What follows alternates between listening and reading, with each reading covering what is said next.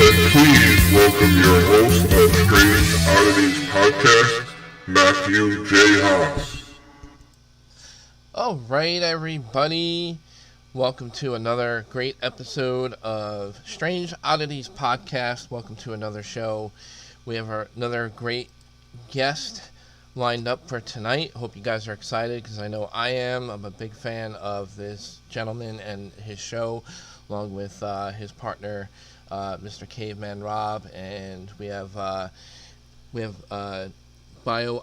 animal biologist and professional handler, Mr. Adam Thorn. Before I introduce him and bring him into the podcast, want to get the logistics out of the way, guys. So if you want to subscribe to the show, please go to our main YouTube channel page. Go on YouTube, Strange Oddities Podcast. There's a little bell at the main page, top right corner of the screen. And as soon as you hit the bell, that'll help you subscribe to the show. We do have a website, guys. If you go to strangeodditiespodcast.wordpress.com, that's the way to go to our website. If you want to email us, give us some, testimonials, give us some feedback about the show, what you thought of our guest topics. Guys, email me. I welcome all kinds of constructive criticism. Email us, strangeodditiespodcast@gmail.com. Now that I got all that good stuff out of the way, without further ado, I want to go ahead and read a little bit about our guest for tonight. Alright, so hopefully the audio and video is good. Guys, if there's any way you can let us know, make sure everything's good, let me know in the chat. My wife is moderating, helping out in the chat room, so she can let us know also. That'd be great. Thank you, baby. Alright, so without further ado, I'm going to give people a little background about this gentleman. Again, I'm excited to have him tonight. It's a show that is, I would deem insane. They are crazy. Well, not insanely crazy, but some may say that. But I wouldn't exactly. If you guys are ever afraid of spiders, snakes, venomous creatures, or afraid of the jungle, or crazy animals that you never see in your whole life, this is a show not for you. But if you like that stuff, it is a show for you. If you want to see a guy get eaten by a python, this is a show for you. So anyway, I'll read you a little bit about the show. It's called Kings of Pain. It's on the History Channel. And you could probably get it on any streaming network or any cable network. Pretty much carries the History Channel. And it's a look at wildlife, biologist and professional handler, like I said, Caveman Rob and Mr. Adam Thorn, as they get a bit stung by some of the most dangerous animals and insects in the world to create a complete comprehensive pain index to help save lives. And I know they're kind of following the footsteps of somebody before them that laid the foundation for what they're doing. We can get a little bit into that once we start the interview. But I want to welcome to the show Mr. Adam Thorn. Mr. Adam Thorn, thank you so much for joining the Strange Oddities Podcast tonight. Thank you. Thanks for having me. Yeah. I'm actually a big fan of the podcast. I love it. So, it's good to be on. All right, great. We're going to have a lot of fun, guys. There is a chat room. When you see the video on YouTube, there's a chat if you have questions for me or the guest. If the guest don't mind answering some, interesting questions along the way, that'd be great. But I have some really entertaining questions for Mr. Adam as we go along. So we're going to have a lot of fun, guys. I'm excited. So, Mr. Adam Thorn, for those who are not familiar with Kings of Pain or yourself, how about we just tell them a little bit, how did you get started? What got you interested in doing this? Well, I mean, I've been working with animals my entire life, and I get bitten and stung all the time. And, sometimes when I'm out in the field, I will let certain animals bite or sting me just because out of a morbid curiosity. So when I met Caveman Rob, he had that same sort of weird fetish fascination. So, why not do a TV show where we can actually contribute to science and create a pain scale. So when people get bitten and stung by animals, they know exactly what to expect. They know how much it's going to hurt, how long it's going to hurt for, and what damage it's going to leave them. And when I first had the opportunity to go do this show for history, I was like, well, I'd do it anyway. I may as well do it on TV. Right, right. And for a good cause as well. Yeah. I remember the show, one of the episodes on the show where you had this gigantic tarantula. I have a huge fear of spiders in general. If I see this tiny little thing in my bedroom, I freak out. I want to kill it. I want to get rid of it. But you guys literally welcome these things to to stick their venom right into your body, and it's I can't imagine what goes through your mind when you're gearing up and getting ready to have this happen to you. What's along the thoughts of before you get into doing something like that? What's your emotion? Well, look, I'm actually not a fan of spiders either. When I saw the tarantula on the list, I was like, probably that was the one I was least looking forward to. I mean, I wasn't really scared about it biting me. I was scared that I have to touch this thing to get Rob bitten, to get Caveman bitten. I was like, I don't want to touch the bloody thing. But you just jump in the deep end, and now my sort of discomfort around spiders has gone down a lot. So it's actually helped me overcome my, I wouldn't say fear, but just being uncomfortable with spiders. So on that front, it was good. But the thing that goes through your mind when you're preparing and you're about to get bitten or stung by one of the animals is this is the weirdest job on the planet. Working with animals, you train yourself to not get bit or stung, and you've got to completely retrain your instincts to let one of these animals bite you, and it just goes against everything that you've trained yourself for, and your instincts tell you. You've got to go complete opposite and let it happen. Right. And some animals we're more nervous about than others. Mm-hmm. Like the wasp, we love getting stung by the wasps because we know they're gonna hurt. Yeah, they're gonna hurt a lot, but it lasts for a minute or two. Right. It's the ones that are gonna suck, and it's mainly the marine animals. You're in for at least 5 or 6 to even 12 hours of just excruciating pain. Right. So you just got to mentally prepare for that. And we're not allowed to take painkillers or anything because that would interfere with our sort of rating of the pain and the duration. So you just got to hold your breath and hope for the best. Hope you don't have an allergic reaction to the venom either, because that's fatal. Right. Well, you guys also have medical staff there to kind of oversee the dangers and the possible risks that you guys take, which is I'm super happy to see, because I can't imagine being in a situation like that where you're not prepared just in case, God forbid, something happens. I'm sure that comes across your minds too. Even though you're trying to prepare your mind for it, but the unknown is unknown. You don't know what's going to happen really. Yeah, it's definitely a good peace of mind having such Ben Abo, who was there for most of the trip, is one of the top venom doctors in the world. So it was definitely a good peace of mind knowing that he was there. Mm-hmm. And then we had a great paramedic, Jason, that was with us for a few trips as well, and he's great as well. So, but the thing is, as far as we know, we're not allergic to any sort of venom. But, if you get exposed to these venoms for a while, you can become allergic. A lot of people think the more you get bitten and stung by venomous animals, you become immune to it, but it can go either way. So with every bite or sting, you're just hoping that you're not going to be allergic, because you can have the best doctor on the planet, but if you're allergic, who knows? You could still die. It's still a big possibility. Right. Like I said, the unknown is still there. You can't really predict. Do you guys have a mini helicopter standing by just in case when you're in the middle of a jungle somewhere?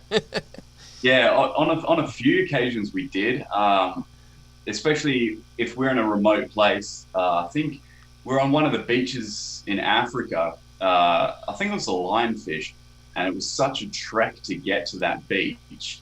there's no way, if anything happened, that they could carry you from the beach. So we had a helicopter on standby. We almost had to use the helicopter because a paraglider smashed into the side of the No side of way. this hill, and What? we saw him Really? as we were filming. Wow. And then our paramedic ran up there to see if he was all right. He was a bit bashed up, but he was okay. But Impeccable timing. oh, perfect, yeah. Because it was such a remote beach, we wouldn't have been there otherwise. He would have just been alone, and nobody would have known he was there. So Yeah. it was good timing. In Bolivia, when we were in the Amazon, we were very remote. I mean, we were almost staying on like an island. So we had a boat to take us to an airstrip, and if something happened, we had a plane on standby to take us to the nearest hospital, which was still hours away. Right. Yeah, we definitely go all out with safety measures, but there's only only so much you can do. Sure. All right, so I have an interesting article here that I like to entertain our conversation with. I had warned Adam about it prior to the show, so he had a heads up about it. But I haven't really, because I always try to do my homework and research before I have my guests on my show. So I line myself up with good questions to entertain them, so they have fun on the show too. So, all right, so as I get into my notes here,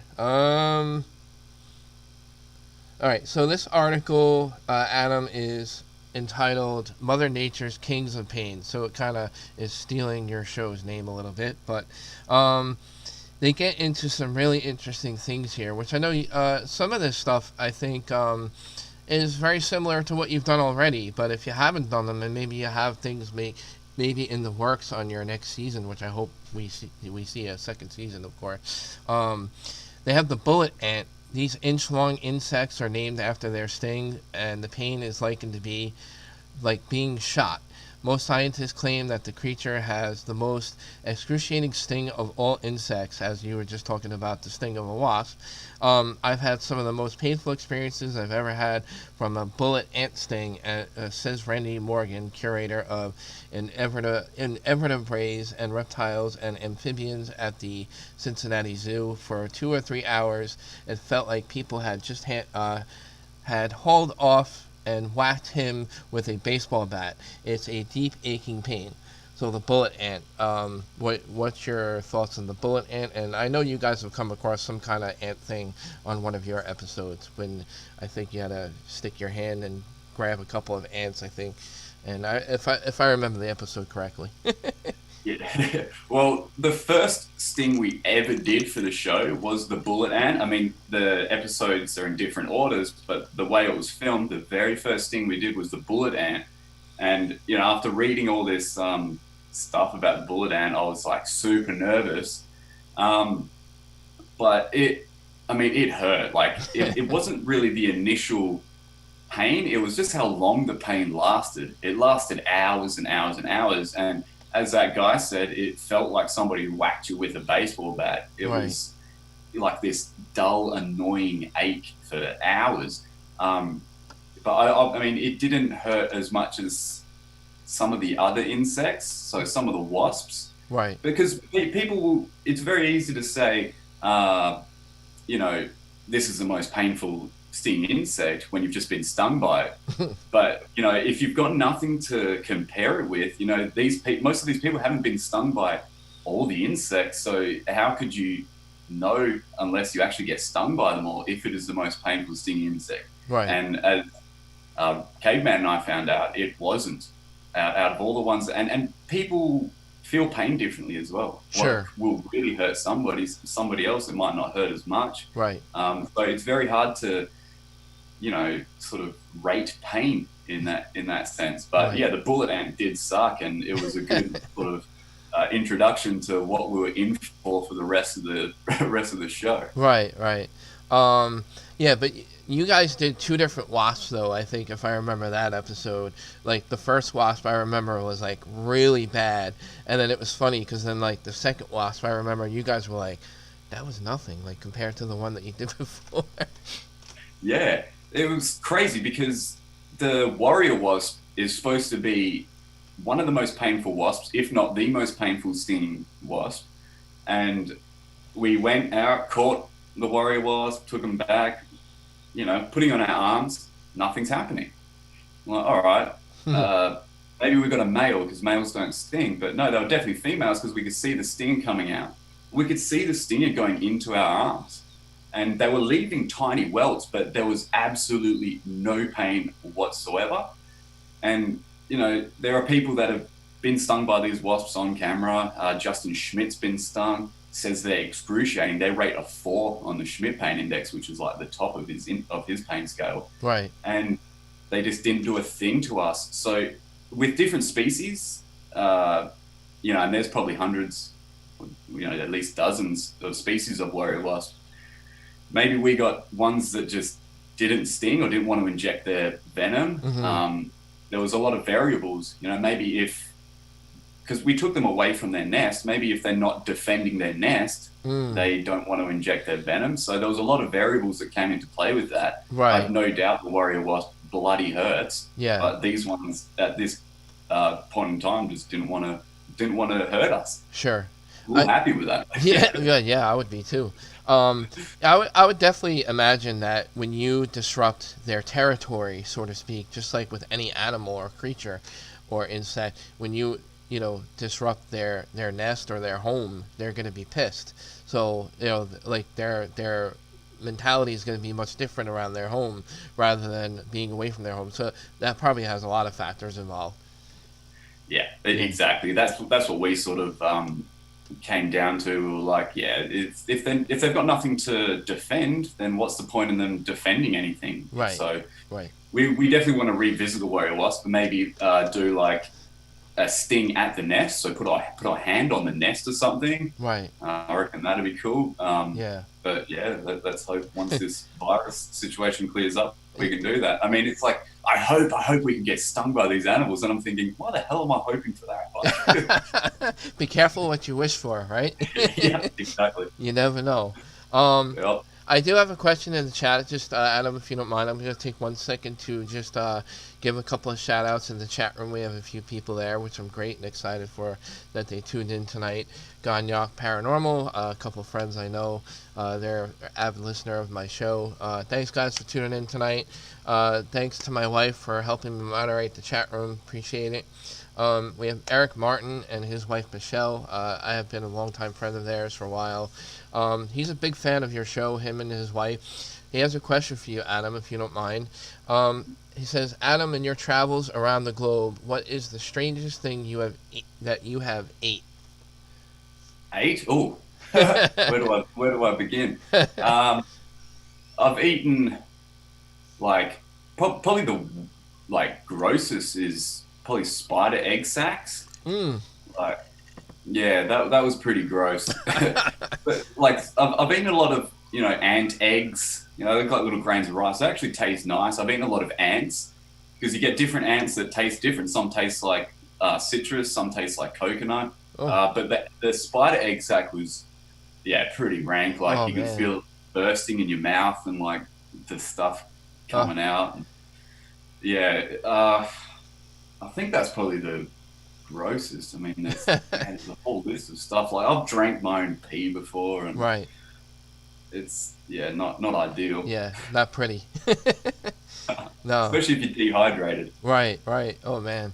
But what's funny about the ants is actually on the Food Network, if you're familiar with the Food Network at all and all the shows on there. But when they do shows like Chopped and they have these baskets hand-picked and they don't know what they're going to pick out of these baskets, and sometimes they pull out ants, and I'm like, that's the first time I ever heard of a chef cooking with ants. I'm like, where do they come up with this stuff, man? Yeah, they use it it was crazy. I remember when I was a kid, my mum telling me that people ate chocolate-coated ants and stuff like that, and I was like, no way. And then Food Network and stuff like that, I'm like, they garnish things with ants, they fry them up, they put them in chocolate, and I mean, it's to us, it's yuck. But overseas, especially places like Cambodia, right? They eat tarantulas as a staple. There's a whole village that they're all about tarantulas, and they fry them up in a big wok. Oh, yuck! So, well, at least they eat them while they're cooked. At least they don't eat them raw, right? Oh yeah. Yeah, no thanks. Well, we were in conversation a little bit before the show. What's interesting is Adam's currently residing in Australia. I'm not gonna say where because that's his own private thing where he lives. But in Australia, there's a ton of flies that you have to deal with in Australia. And I was just talking to him about how funny I'm a big fan of Gold Rock, and the cameraman had to swallow a fly during a scene where they were trying to film for the show, and it was just like nasty to see him like his reaction to swallow the fly. So how do you guys deal with that down there? Or you're just probably used to it?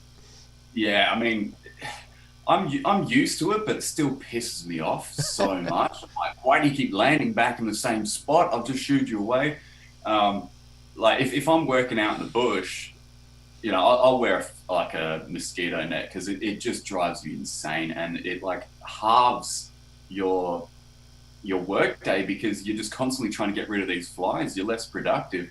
But most of the times they'll go up your nose. So you breathe them up your nose and then you spit them out. Yeah. And that's easy, but it's when they get stuck like in like your sinus or something, you can feel them moving. Yeah. Like you're spitting, trying to hock it up, and it's not there. Like then maybe a couple of hours you'll spit and you're like, oh, there it is. Yeah. Because it was it's always funny when you spit them out and they fly away. Right.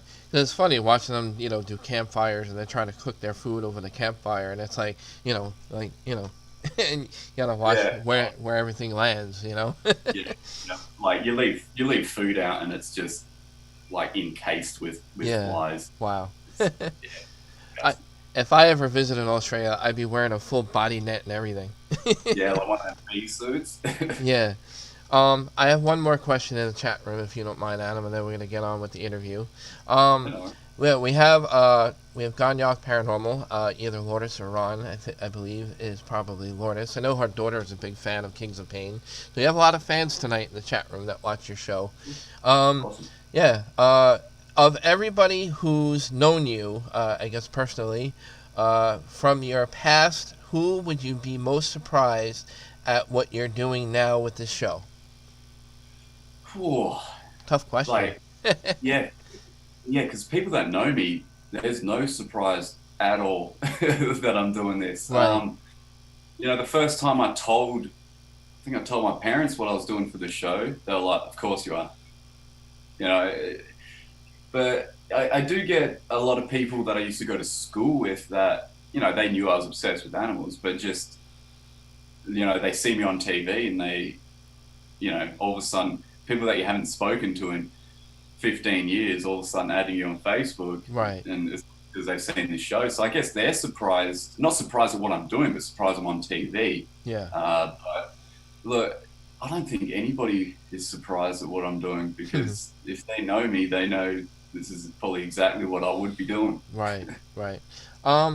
So you guys are animal handlers, and you're animal biologist, and out of all the things that you've done so far with Kings of Pain, would you say you're more of an animal lover versus an insect lover? And like, has it made you personally feel differently about either or? I'm so shocked at how much I've learnt doing this show because Caveman and I aren't insect people. We're not arthropod guys.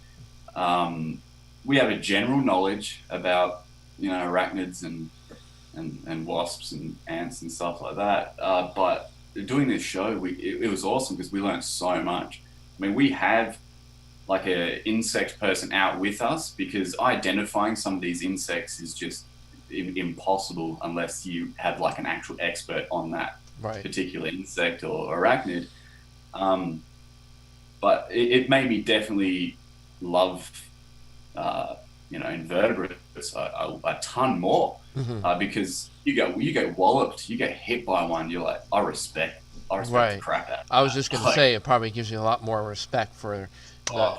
Yeah. You're like, how can something so small pack a punch like that? Like, man, hats off to you. That is an incredible sting. Good on you, mate. Yeah.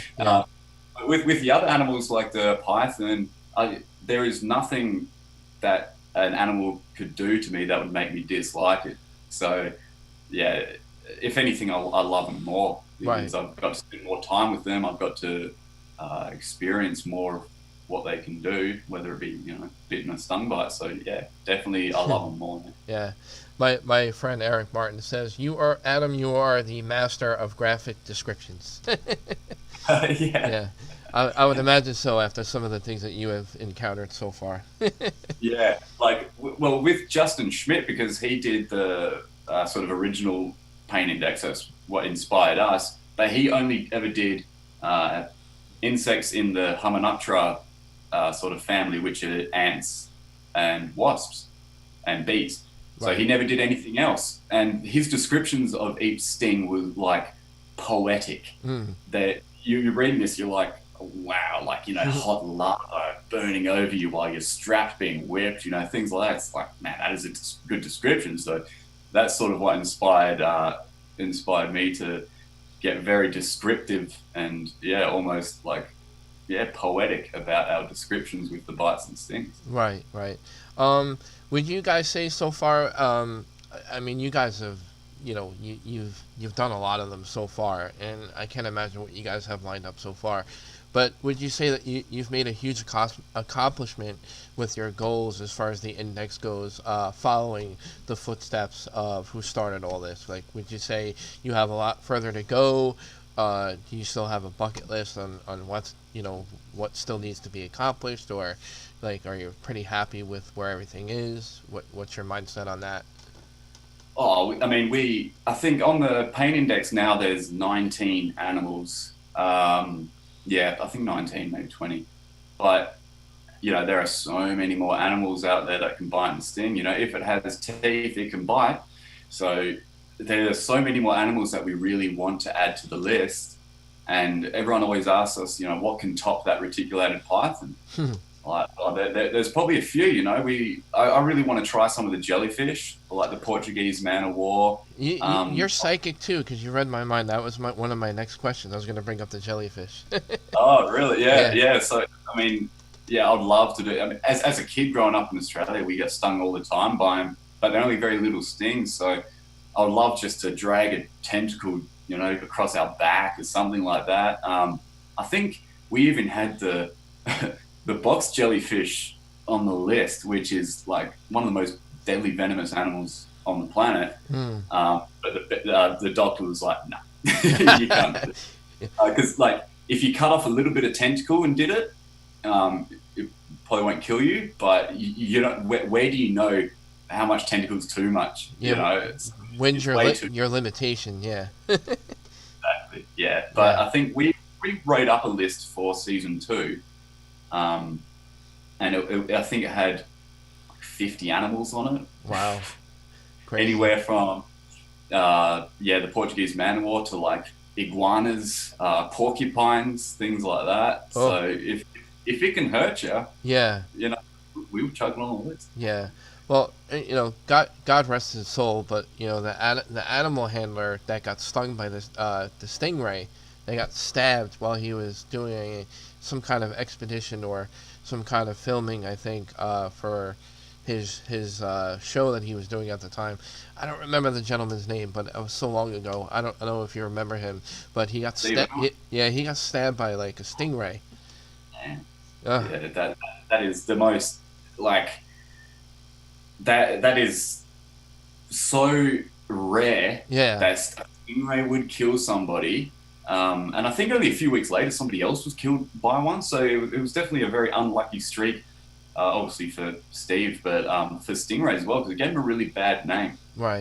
That was just such an unfortunate place to get hit, like right in the heart. Right. And if you look at Stingray barbs, they're serrated. Mm. So if he left it in, he probably would have lived, but he pulled it out, and that's that's when you bleed out. Right. We did have Stingray on the list, but it was because their barbs, even if a small stingray, their barbs are still quite big. It's just too risky hitting a nerve, hitting an artery or something like that. It was just too risky. There was no place on your body that you could safely get stung without risking permanent damage. And with Caveman's, he's got permanent nerve damage in his hand from the python bite. Oh. Yeah, he didn't want to risk it, so I didn't want to risk it either. So we took that off the list because we're not in it to get permanently damaged. Sure. And Rob's been stung twice by a stingray before anyway, so. Oh, ouch. I don't think he's keen for a trick.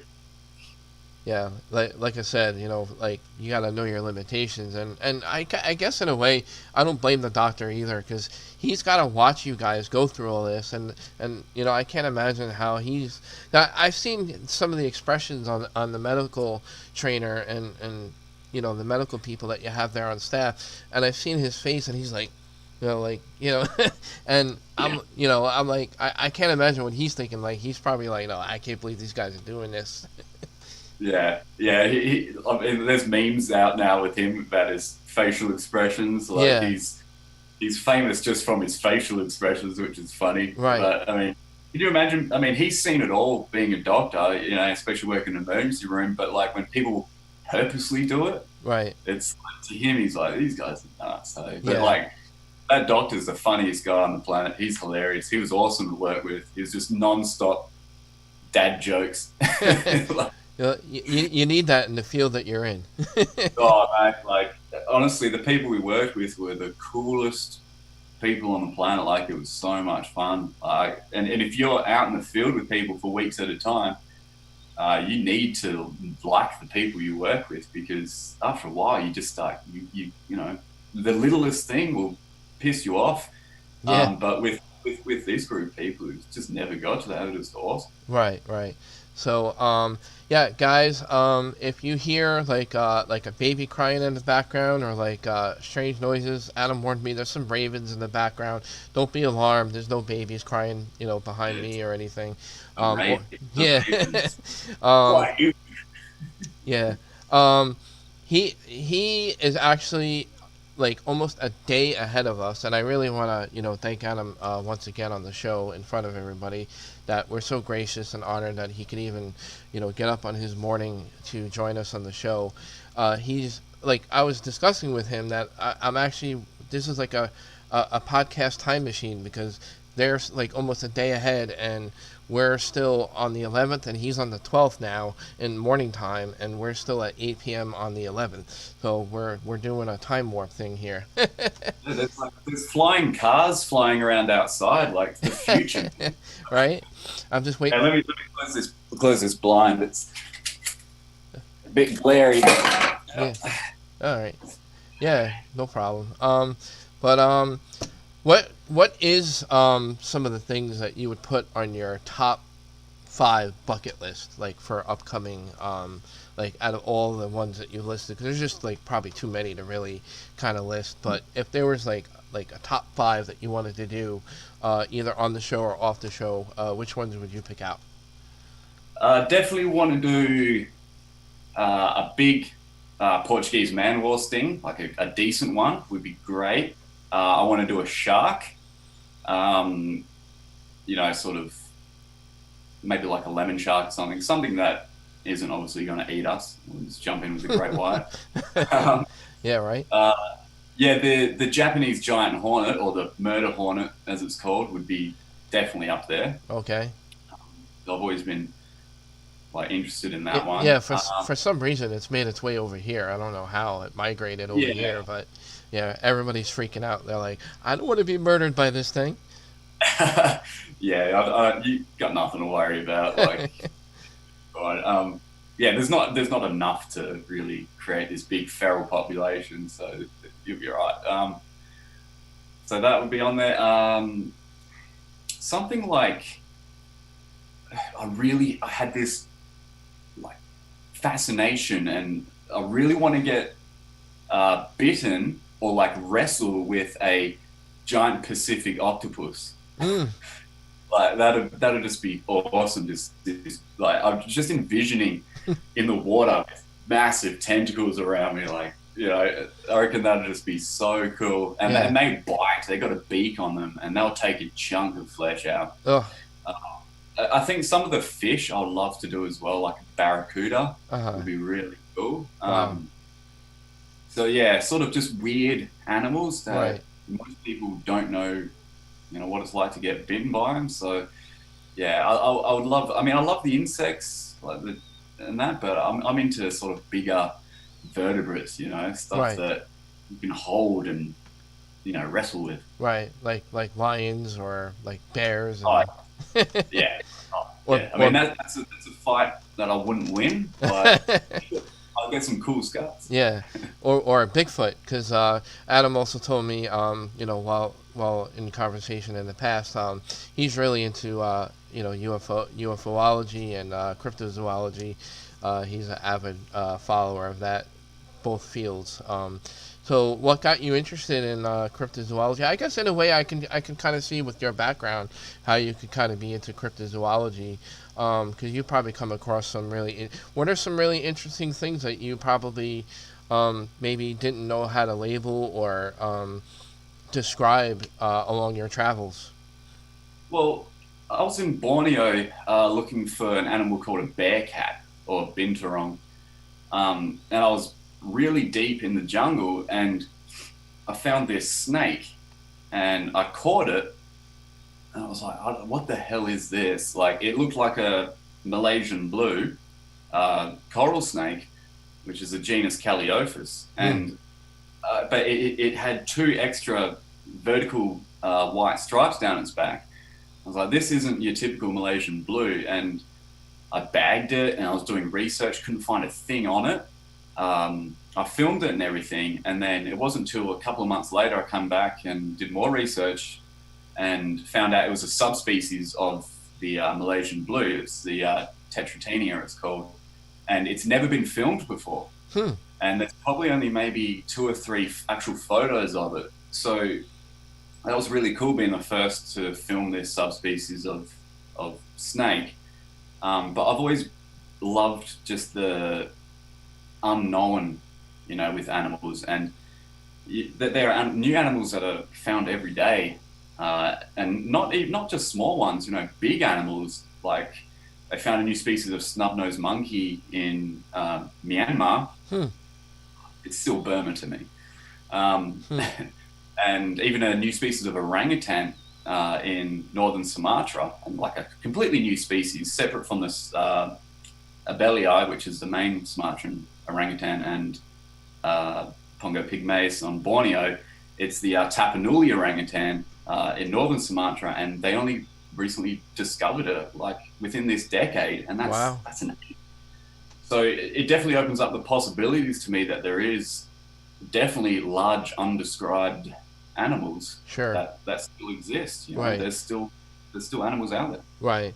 I mean, if you think about it, as advanced human beings as we are today, from where we started as a human species, scientists state all the time that we've really only touched a tip of the iceberg as far as discovering things in our own backyard, as far as Earth goes, and the ocean is so large, and there's so deep parts of the ocean that we've never explored before, and they're finding new things every day and discovering new things all the time, like in places where technology has advanced, has helped us, with venturing into this stuff. And yeah, so I can, like, in areas like Australia and like Africa, Cambodia, some of the jungles you guys travel to, where these things are very elusive because of where they live, and they have a lot of ground to breed in and hide, and there's even a Bigfoot sighting now in Australia as well. There's been a really a big thing with that in Australia. You know anything about some of the reports that are going on by you? Yeah, in Australia we got what's called the Yowie, which is the Australian version of the Bigfoot, and there's Aboriginal cave paintings of it, which they're one of the oldest civilizations on the planet. They've been around for they're saying now 60,000 years, and they're very ancient cave paintings of the Yowie, or in some places they call it the Yahoo. But there's sightings quite often, and I think there was one not long ago. One came up, and there was a logger, and he shook the logger's truck. Like, I only just sort of started looking into it, and it was kind of mind-blowing how many, encounters and sightings there are. I think there's reports of 2. There's a smaller one and the bigger Yowie. I don't know if they're reporting maybe juvenile or something, but yeah, it's cool to know that there's something like that in Australia, because normally sleepy old Australia, not much happens. Right. But Yeah. Like not any disrespect to Australia. I love Australia. I have other friends down over there, and but it's like a very vast kind of continent, and it's very hot, and you have a lot of open desert, and so it's kind of like you do have some forest areas there though, which is I think on a smaller playing field, so to speak. But you guys have like smaller forests there, but you do have some. yeah, Yeah. where I am, I'm in southwestern Australia. We've got like a lot of big jarrah wooded forests. Right. Like you would think you were somewhere in North America. Mm-hmm. But sorry, the dogs are barking. That's okay. Yeah, and then over east in Queensland, northern Queensland, you've got pristine, almost primary rainforest, and it's one of the oldest rainforests on the planet, the Daintree rainforest, and it's actually huge. So there's potential for a lot of things to hide in there. I mean, that's a place where they think the thylacine might still exist, Right. is in the jungle in the Cape York Peninsula. So they've got scientists out there looking for it, because it's one of the places in Australia where not many people have explored. Sure. No, I gotcha. I want to take this time, guys, because we're actually we're having so much fun with the interview here with Mr. Adam Thorn from the hit new History Channel TV show Kings of Pain. The garbage truck's coming, so it's going to get a bit noisy. Oh, for a second. no worries. As long as I know it's not an earthquake. So if you guys are joining us late, guys, subscribe to the show, the little bell, top right corner of our YouTube YouTube channel main page. We have Mr. Adam Thorn from Kings of Pain joining us tonight, and we're really gracious and honored that he could take his morning to join us on our podcast. Guys, if you have any questions in the chat room, feel free to ask away. I know there's a lot of big fans listening tonight, which I'm really grateful that people tuned in. So what's your thoughts on Bigfoot as far as the big, elusive, fascinating Bigfoot that's been going viral all over the world? I talked to Ken Gerhard to kind of kick around theories and stuff about that.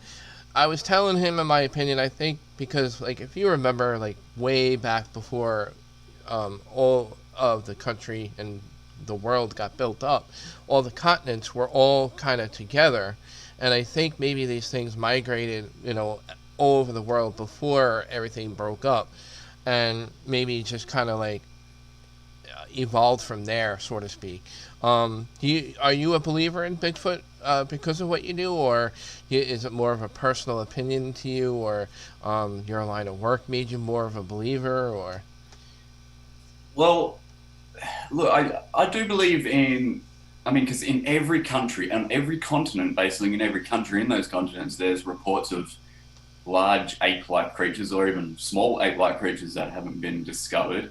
So the thing with Bigfoot is, like, I'm so on the fence with it, Mm-hmm. where I believe people are seeing them 100%. Right. I don't believe that. Obviously, you got to make room for hoaxes. You got to make room for mistaken identity with black bears and things like that. Sure. And then there'll be a percent that are absolutely genuine in what they see. Right. And I can't tell people that they didn't see what they see, what they saw. I think I want to believe in the Sasquatch, because the Pacific Northwest and Alaska and that is so vast. There's no way you can cover all that ground. There's definitely room for a large undescribed animal. The thing that, if it was a 3-foot primate that walked on all fours like an orangutan or a chimp, Mm-hmm. I'll go, okay, yeah, Right. yeah. But then it's 8 to 10 foot tall, bipedal. Then it's sort of like, okay, that's getting like hard to believe. But people are seeing stuff. They are seeing them, and I can't. there's something to it. I 100% think there's something to it. I mean, my scientific brain's going, no, it's this, no. It's just the possibilities are so, what's more likely, a man walking around in a suit, but then there's like, the other half of my brain that's like, there's something to it, Right. Right. There's thousands of sightings. These people, not all of them are lying. Not all of them are mistaking them for bears or whatever. Like, the people are definitely seeing something. So I'm so on the fence with it. Like, I want to tip over and go, yes, I'm a Bigfooter, but my science brain is pulling me back. And I think as Bobo put it quite eloquently on Finding Bigfoot, he's like, it doesn't take some PhD nerd to sit there and go, okay, it exists. Right. He knows it exists. He doesn't need some scientist to come along and go, it doesn't exist until I see it and say it exists. Which I feel the same way as well. Like, right. Animals like the gorilla, Komodo dragons, things like that. Sure. There was reports of them for hundreds of years, and until it took a Western scientist to go there and go, oh, it does exist. These people have known it's existed for a long time. Right. But like someone, with a PhD or something, you go, okay, it exists, and now it exists. So yeah. I mean, and there's very promising, unknown hair samples and things like that. So if it's there, it's only going to be a matter of time. Sure. Until it's, they've conclusively discovered it. Right. And I kind of respect the fact that people are bringing more of a scientific investigation kind of into the hunt of Bigfoot, so to speak. And I appreciate that, because I think it's a genuine search for him, because like you said, there's a lot of people that are very genuine with what they saw. You can't discredit everybody, even though there are some that do hoax it. Unfortunately, you're going to have hoaxers all over the world in every field. So it's easy for somebody just to, because, they haven't encountered it themselves, or they need that scientific, logical explanation, so to speak. So, but yeah, I'm kind of on the same page with you, my friend. Although, I do believe there's something to it, and hopefully, with today's investigators or Bigfoot hunters, we'll come across something someday, and everybody be going, all right, we got something, right? Yeah. Oh, mate, I 100% so badly hope that happens, and it is good because, with things like Bigfoot, there's a lot of skeptics that were so skeptical, and then they see it, now they're avid believers, and it just takes one sighting, and with UFOs, for example, right. People are so skeptical about UFOs, and I've seen them, and people go, it's impossible, they can't be here, they can't be here. But I've seen them, and it's the same with Bigfoot, people have seen them, they know what they saw. Right. And, it's only a matter of time. But even then, with the UFOs, the government's come out saying that, yeah, they exist. And people are still skeptical. Yeah. Yeah. So, you're gonna get them. Yeah, exactly. Just perpetual skeptics. Right. What a fun life. It's funny because it's like, I'm like, one day I'm sitting to myself thinking, I would laugh if they got abducted and they called for help and nobody believed them because they were a skeptic, and then now they're calling the believers for help because they got abducted. And what are the odds of that going to happen? Exactly. You're like, oh, I've been abducted by aliens. I thought you didn't believe in aliens. Sorry. Yeah. Yeah. So, I got one more question in the chat. We're actually coming to a close of the show because we run roughly about an hour. So that's one of the great things about running your own podcast. You can produce the show as long as you want. You don't have to worry about the producers saying, all right, that's it, no more time. I don't feel rushed. So if we have time for one more question in the chat. Go for it, man. Take your time. Yeah. If you could select anyone to be subjected to one of the pain situations that you've been in, who would you have selected for that hot seat? Oh. Probably a lot. Probably a lot of people. Oh yeah, yeah. Let me get my list. Oh yeah, that's a tough one. Man, I don't hate a lot of people, but people have strong dislikes for. You're putting Adam on the spot. Yeah, yeah. Like I think some of them big game trophy hunters that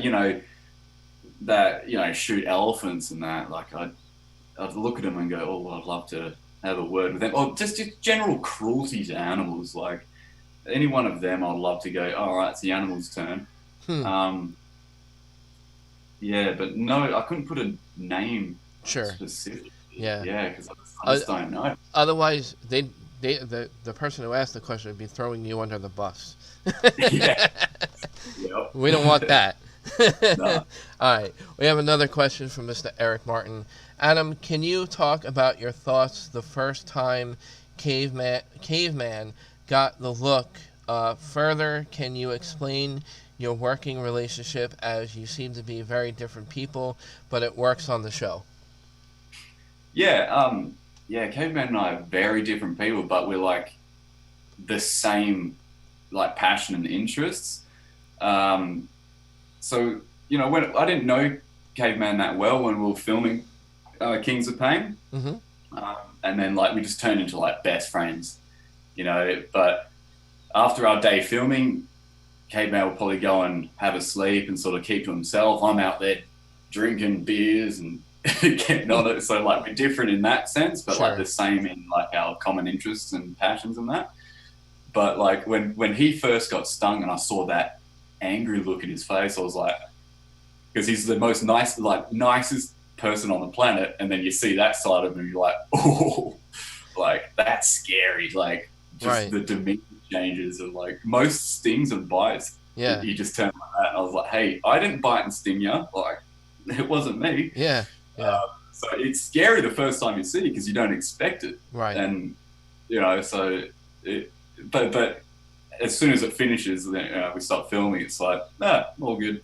But he actually came over and stayed with me for 10 days in February, which was cool. And like we talk every day. So yeah, he's my best mate now. Nice. Yeah. One of these days, I'd love to get you both on the show at the same time, and maybe we can do something together. Would be great. Yeah, that'd be awesome. Yeah. So can you tell the viewers or listeners, or give maybe a little spoiler on your upcoming endeavors? Anything in the works as far as the show or yourself personally? What do you have coming up? Well, not a lot with this coronavirus stuff, but as soon as I'm allowed to travel, we haven't been greenlit for a season 2 yet.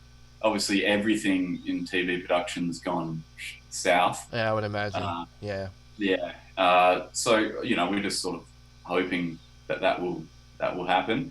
But there's so many other things I want to do, like. I guess it's in the same vein as cryptozoology. I want to look for, there's reports of Komodo dragons living on this island in Indonesia, and they found evidence of them, sort of like old nests and things like that. I'd love to go and, maybe confirm that there are Komodo dragons on this island. That's never been confirmed before. I do want to look for,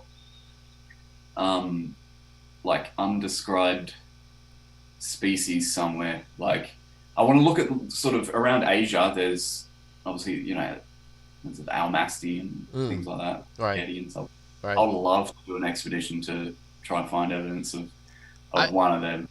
I've heard rumors for many years, and people may think this sounds crazy, but if you do some research on Cambodia and Africa, over in that area of Africa, I've heard actually reports of the villages, that dwell over there. Some of the natives over that way have been seeing like actual supposed dinosaurs. Like amphibian kind of like brontosaurus type creatures over that way. Yeah, I was just gonna mention the name. What's your thoughts on that? Well, with that, like I've been fascinated with Michele and Mbembe for a long time, and like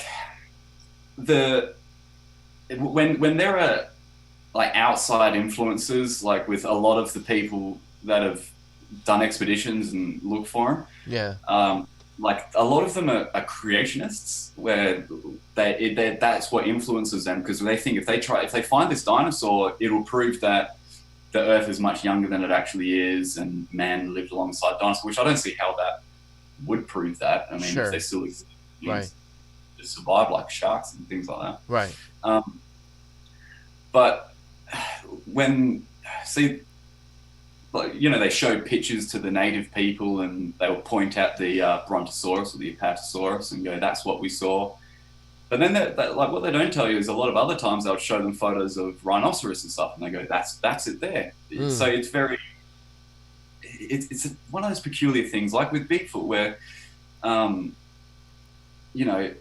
they're seeing something, and it's hard to mistake a sauropod dinosaur with a rhinoceros. Sure. So, yeah, you can't mistake it. Yeah. Yeah, I mean, there's definitely something to it. Like, I think there's another, what's the Kasai Rex or something, like a sauropod. A theropod sort of T-Rex that is still living in Africa somewhere as well. Right. And then they got the Chibafo, which is like a 5-foot Congolese giant spider. Yikes. Yeah. I can't imagine that. Yeah. The one that fascinates me the most, it's not that well known, but it's called the jungle walrus, or the dingo neck. I have heard of that, yeah. Oh man, that fascinates me, because like it's so bizarre, and like I only found out about it maybe a year ago, and I was like, that is the coolest sounding thing I've ever heard. It's got big tusks, it lives in the water. Look, it's got like almost leopard patterns. It's maybe like 12 foot long, and the sightings were pretty convincing, and there's even like cave paintings of it. So that would be cool. And Africa is so vast, like, right, especially in the Congo sort of West Africa region. Yeah, you'll be hard pressed to have that jungle explored anytime soon. Sure. And I would think there'd be more credence to like the witnesses of those type of things, because if they're making drawings in caves of what they are encountering, they're not, those people don't have like people influencing them, from around the world coming to them and, making them believe it's one thing versus another.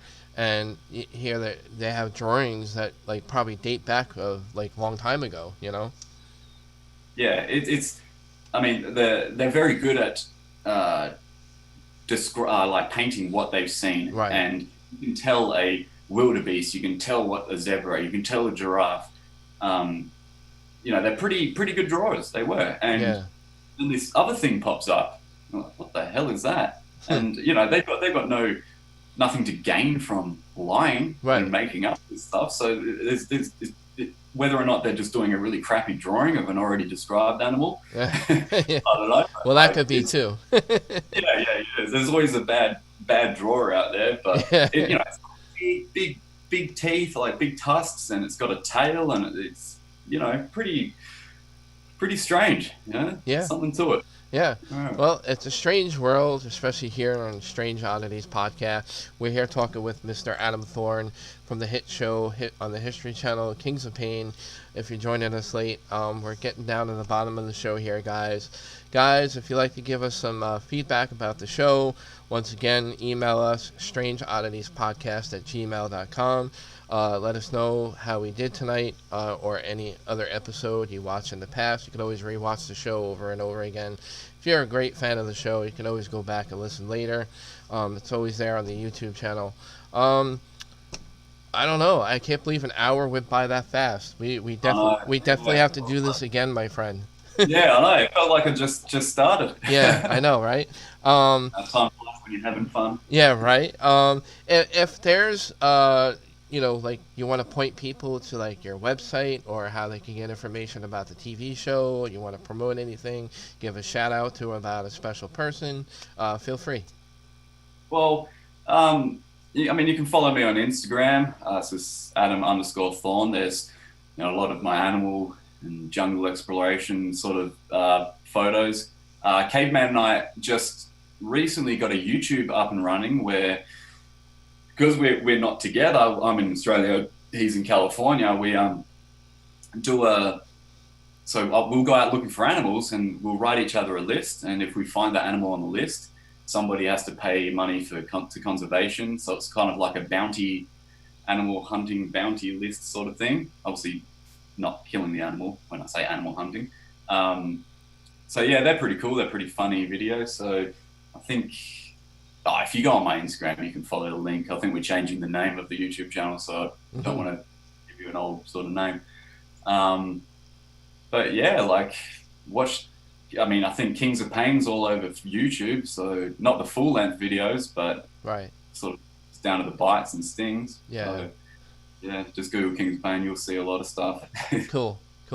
I do want to let our listeners know before we go ahead and end the show here. You guys can every week follow us live on YouTube, 8 p.m. Eastern Time. Those who are in Australia, if you want to listen to the show, it'll be 8 a.m. Australia time the next day. Guys, if you, please subscribe to the show. Really appreciate it. We had a great guest, Adam. I want to thank you so much. If you want to hang on, we'll say our goodbyes after I end the show. I'll stay on the line with you for an extra minute or two, and, we'll say our farewells. Guys, be safe, be well, and I want to wish everybody to remain safe out there with everything going on. It's a crazy world, and I just always want to end the show on a really positive note, and be careful out there. Be safe, guys. Thanks for tuning in tonight's show. We want to thank Mr. Adam Thorn for being gracious, and I'm very honored that he took the time out of his morning to be on our podcast tonight. Guys, next week, I believe, is the 18th, June 18th. I have an upcoming guest. I have Mr.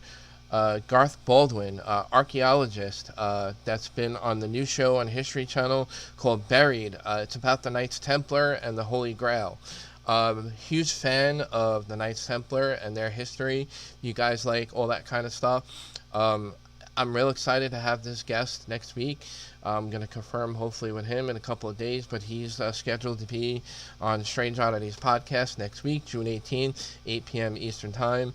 Archaeologist Garth Baldwin from the new show Buried.